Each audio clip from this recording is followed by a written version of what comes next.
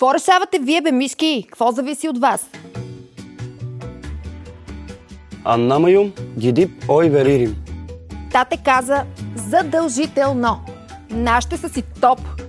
Бате, щом плащат и по чек ли ще отида? Разбира се, че ще отида да гласувам. Па ще минем да гласуваме и без това въртим геврека по цял ден.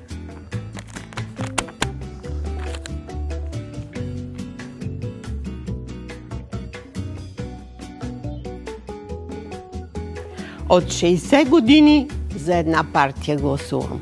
Тате, какво да каже? Той си има с тях. Аз само колите карам. Имам там заложни къщи. Това, онова. По-добре някой тарикат като мене, сещи се. Аз обичам силни мъже.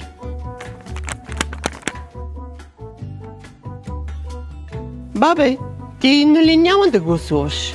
Ти не се притеснявай. Аз ще отида да гласувам вместо теб. Лики млики. Вие младите за нищо не ставате. Reisimiz var. Ще ги взема. Важното е бизнеса да върви.